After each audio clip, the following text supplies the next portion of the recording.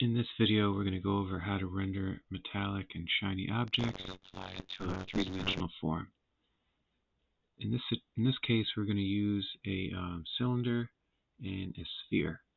So let's draw the cylinder lying on its side, and we're going to draw the sphere right next to it, kind of behind the one side of it. You want to punch out that line quality a little bit so it's clear that the cylinder is in front of the sphere. Now you're going to use your black marker. You're going to add your reflections at the horizon line. You're going to add lots of detail at that horizon line. You're going to add a little bit of striping in the dark area. And with the sphere, it's going to be sort of like an equator. The dark horizon line will be like an equator that wraps around like a belt. Now you're going to use a Sharpie or your marker to add some outlines. Sort of think about line quality.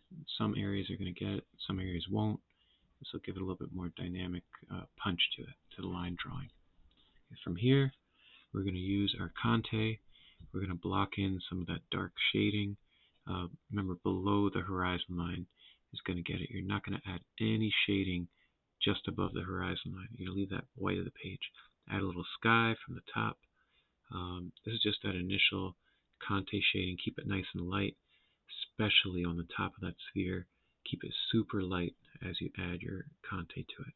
Okay, just remember to go make round strokes, circular strokes, or curved strokes with the conté on the sphere. Okay, with the cylinder, it's going to be straight strokes, straight across. But on the sphere, you're going to make roundish strokes. Okay. Now you're going to take a cotton pad. You're going to smoothen that conté down into the white of the page. Remember, this is going to be super soft, super light. You want to creep that conté very softly towards that horizon line. Now you're going to add a little bit of shading on the bottom, smoothing it out, and on that left side surface. We're going to keep that left side fairly light. Now you're going to go back with your conté and darken up some of those areas.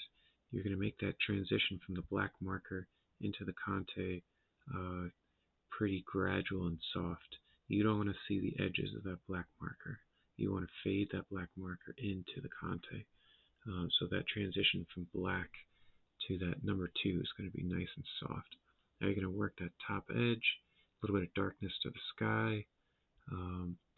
Keep adding a little bit here and there. You're going to sort of have to play it by ear and see where it needs it. Add a little striping to that left side surface. Now you're going to continue to work that dark area. You want to blend in that black marker into the number 2 area.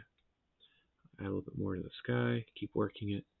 Now you're going to add a little bit of shading, shadowing, the shadow underneath the forms. You want to punch out that area that's right next to the shape. Okay, there's that back reflected light underneath. You want to make the shadow especially dark right up against the form.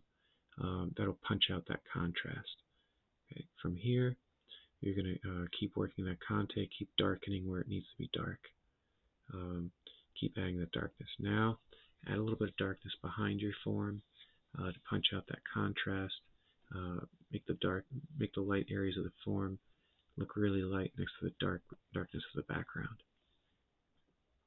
From here, we're going to add some highlights. Let's get some acrylic paintbrush.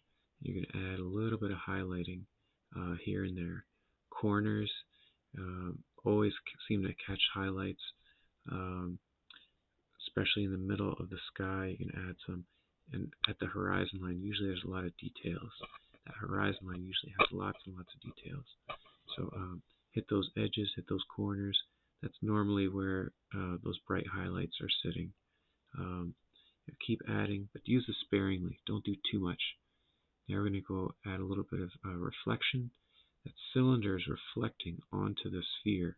So you're going to add a little bit of that conté to show that reflection.